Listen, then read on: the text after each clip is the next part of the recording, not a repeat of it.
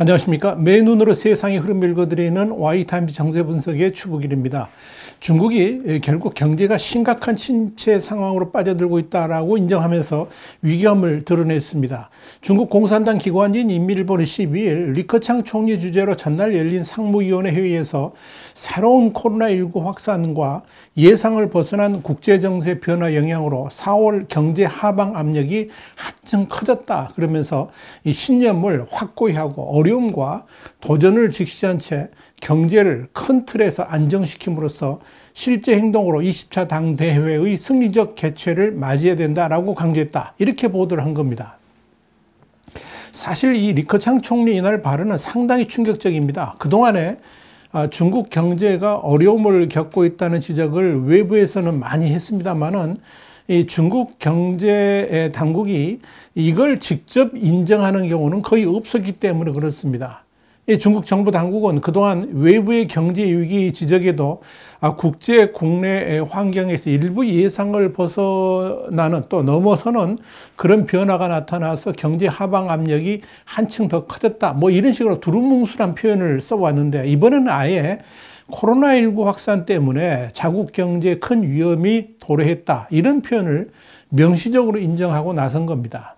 특히 이번 이 리커창 총리 발언이 곧 이어질 산업 생산, 소매 판매, 실업률 이런 4월 주요 경제 지표 발표를 앞둔 가운데 나왔다는 점도 주목할 거리입니다. 실제로 최근 나타난 이 중국 경제 지표들을 보면 굉장히 부정적입니다. 우선 중국 경제의 버팀목이라 할 수 있는 중국의 수출 증가율이 4월 들어서 3.9%를 기록했는데요. 이건 전월의 14.7%보다 무려 10%포인트 이상 떨어진 겁니다. 이건 2020년 6월 이후 가장 낮았습니다. 여기에 4월 제조업 구매 관리자 지수의 PMI는 47.7입니다. 이건 우한 사태가 본격화했던 2020년 2월 이후에 26개월 만에 최저치를 기록한 겁니다. 또한 중국 경제의 한 축을 맡고 있는 자동차 산업의 경우에도 4월 중국 내 승용차 생산량은 96만 9천 대였는데요. 작년 동월과 또 전월 대비를 했을 때 각각 41.1%, 46.8% 감소를 한 겁니다. 또 판매량도 104만 2천 대로 작년 동월 및 전월 대비를 했을 때 각각 35.5, 34% 줄었습니다. 이런 감소는 사상 최고 수준이라는 겁니다. 또 있습니다. 중국의 부동산 산업은 경제 전반을 떠받쳐주는 핵심 산업이죠. 그렇기 때문에 이 부동산 경기가 무너지면 당연히 중국 경제도 따라서 무너지도록 되어 있습니다. 그런데 블룸버그 통신은 미국 시간으로 9일 중국 당국의 전방위적인 부동산 시장 활성화 조치에도 불구하고 노동절 연휴 그러니까 4월 30일에서 5월 4일까지의 신규 주택 판매가 면적 기준으로 했을 때 전년 대비 33% 감소했다라고 보도를 했습니다. 특히 이런 부동산 경기 침체가 지난 4월 29일 시진핑 국가주석 주재로 열린 중국 공산당 중앙정치국 회의에서 각 지방이 현실에 맞게 부동산 규제를 완화해서 이 주택 수요를 진작시키는 걸 지지하겠다라고 밝힌 후에 벌어졌다는 점에서 특히 주목할 겁니다. 부동산 경기의 부양을 위해서 그동안 부동산 시장을 강력하게 조여왔던 중국 당국의 정책 변화를 알리는 신호탄을 날렸음에도 불구하고 전혀 시장의 변화를 또 영향을 미치지 못했다는 겁니다. 잘 나가던 중국 경제가 이렇게 휘청거리는 이유가 도대체 뭘까요? 크게 두 가지 이유 있습니다.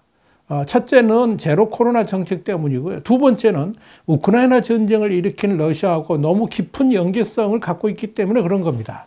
중국의 저명 경제학자인 휘쟁거 베이징대 국가발전연구원 교수가 지난 7일 열린 웨비나에서 코로나19 방역 정책이 경제에 심각한 영향을 끼치고 있다 그러면서 올해 코로나19 확산 사태의 심각성은 우한 사태 때인 2020년보다 10배 이상이라고 진단했습니다. 그렇기 때문에 올해는 2020년 경제 성장률인 2.3% 달성도 어려워졌다라고 우려를 한 겁니다. 사실 이 중국 내에서 이 제로 코로나 정책에 대해서 비판한다는 것 자체가 대단히 어려운 상황이죠. 그런데도 중국의 주류 경제학자인 휘정거 교수가 이 같은 발언을 꺼냈다는 것은 그만큼 이 제로 코로나 정책으로 인해 가지고 이 중국 경제가 얼마나 심각한 상황인지 역설적으로 말을 해주는 겁니다. 이 같은 사실을 보도한 홍콩의 사우스차이나 모닝포스트는 11일 휘정거 교수가 올해 들어서 중국 내 코로나19 확산으로 경제활동에 차질을 빚은 인구가 무려 1억 6천만 명에 달하고 경제 피해액은 18조 위안, 한 3,400조 원에 달할 것을 추산했다 그러면서 18조 위안은 작년 중국 국내 총수산, 그러니까 GDP의 약 15.7%에 달하는 규모다. 이렇게 설명했습니다. 어마어마하죠. 이 시기에서는 이어서 2020년 우한 사태 때 경제활동에 차질을 빚은 사람이 1,300만 명, 경제 피해액이 1조 7천억 위안이었던 점을 고려했을 때 올해 코로나19 확산 사태의 심각성이 우한 사태 때의 10배 이상이 된다라고 설명한 겁니다. 그러면서 올해 들어서 상하이, 선전, 수저우, 베이징 등 이런 중국에서 가장 크고 중요한 도시들이 전면 또는 부분 봉쇄되면서 피해가 우한 사태 때와는 비교할 수 없이 커져버렸다. 이렇게 설명한 겁니다. 슈 교수는 이어서 당장 경제를 냉각시키는 주된 원인은 사회적 자금 조달이나 통화정책 이슈가 아닌 코로나 예방 및 통제 정책이 있다고 강조를 했습니다. 이는 중국 정부 당국이 경제 위기를 진단하면서도 그 대책의 중점을 이 원인이 되는 제로 코로나 정책에 그렇게 맞추는 게 아니고 그건 그대로 둔 채 변죽만 울리는 그런 것에 대해서 정면 비판한 것으로 보입니다.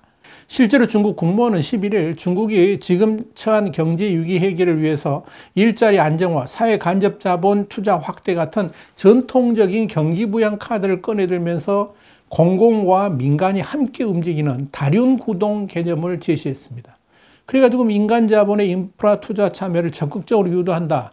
이렇게 밝힌 바 있습니다. 그러나 쉬 교수에 이어서 관면학자인 국무원 연구발전센터의 쉬사오엔 연구원도 이날 웨비나에서 많은 기업의 보유 현금이 바닥난 상태이기 때문에 올해 코로나19 상황이 우한 사태 때보다 더욱 큰 경제적 피해를 줬다라고 진단했습니다. 그러면서 많은 일자리를 제공하는 중소기업과 서비스 회사들의 현금이 공급될 수 있도록 최대한 빨리 영업을 재개하는 게 좋다. 그것이 민생 보호의 가장 핵심이다. 이렇게 지적을 한 겁니다. 중국 경제가 이렇게 최대 위기 상황으로 빠져들고 있음에도 불구하고 중국 정부 당국은 제로 코로나 정책 고수 의지를 굽히지 않고 있습니다. 심지어 시진핑 국가주석 등 중국 최고 지도부는 며칠 전에 제로 코로나 정책에 불만을 제기하는 세력과 전쟁을 벌이겠다라고 선전포고까지 했습니다. 중국이 이렇게 제로 코로나 정책을 고수하는 단 하나의 이유는 바로 시진핑 주석의 지시이기 때문에 그렇죠. 시진핑 주석은 제로 코로나 정책을 자신의 3연임으로 가는 데 있어서 핵심 성과로 내세우고 있습니다. 또한 제로 코로나 정책을 통해서 사회주의 방역의 우수성을 전 세계에 자랑했다라고 대대적인 선전을 하고 있는 마당에 이 제로 코로나 정책을 거둬들일 수도 없는 난감한 상황에 처해 있다고 볼 수 있습니다. 이와 관련해 가지고 대만 국가안전국 NSB는 최근 발간한 업무 보고서에서 올 가을 제20차 당대회를 앞둔 중국이 중국 특색 사회주의 제도의 우세라는 홍보, 그리고 공산당 통치의 정당성에 대한 토대가 될 수 있는 방역 실정을 위해서 제로 코로나를 포기할 수 없을 것이라고 분석을 했습니다. 다시 말씀드려서 시진핑 주석이 마오쩌둥 전 주석 이후에 처음으로 국가 원수 3연임에 도전하면서 이에 대한 정당성을 부여하기 위해서 부패 척결과 균등한 경제발전, 제로 코로나 실현이라는 업적을 통해서 찾으려 하고 있다 하는 이야기입니다. 그러나 중국 당국의 제로 코로나 정책 이면을 보면 사실 엄청난 위기감의 발로다 이렇게 평가할 수도 있습니다. 중국 방역을 맡은 국가위생건강위원회는 최근에 이런 말을 했습니다. 14억 중국인 중에서 약 5억 명이 60세 이상 노인이거나 어린이 등 코로나19 취약계층이라 그랬습니다. 그러면서 급속한 코로나19 확산 때 발생하는 위중증 환자를 감당할 수가 없다라고 설명했습니다. 또 중국은 현실적으로 의료 취약 지역이 너무나 많다 보니까 이들의 생명권 보장을 위해서 어쩔 수 없이 제로 코로나 정책을 펼 수밖에 없다라고 보고 있습니다. 또한 그동안 자본주의의 방역 방식에 비해서 월등히 뛰어나다고 자랑했던 터라서 이를 포기할 수도 없을 뿐더러 이 서구 사회가 위드 코로나 정책을 펴면서 엔데믹 국면으로 가는 이 시점에서 제로 코로나마저 중단하게 된다면 이 중국산 백신 효능이라든지 코로나19 대처 능력 그리고 의료 인프라 등이 만천하에 공개될 수 있기 때문에 그런 두려움 때문에 이 제로 코로나를 포기하지 못하고 있다는 분석도 있습니다. 이와 관련해서 블룸버그 통신은 중국이 그동안 외국계 mRNA 그러니까 메신저 리보핵산 백신 도입을 거부하고 효과가 낮은 자국계 불활성화 백신만을 인정 또 접종하도록 한 정책이 최근 상하이 등의 급속한 확산을 막지 못한 가장 큰 원인이 됐다라고 지적을 했습니다. 중국 내에서 코로나 방역의 영웅이라 불리는 중난샨 공정원 원사조차도 지난 4월 6일에 영문 학술지 내셔널 사이언스 리뷰에 장기적인 제로 코로나는 추구할 수도 없고 중국도 세계 흐름에 맞춰서 다시 문을 열 필요가 있다 그랬습니다. 그러면서 서로 다른 기술의 백신으로 부스터샷을 맞춰야 한다라고 밝힌 바 있습니다. 그렇다면 이런 상황을 알면서도 중국 당국은 왜 저렇게 무식한 제로 코로나만 고수할까요?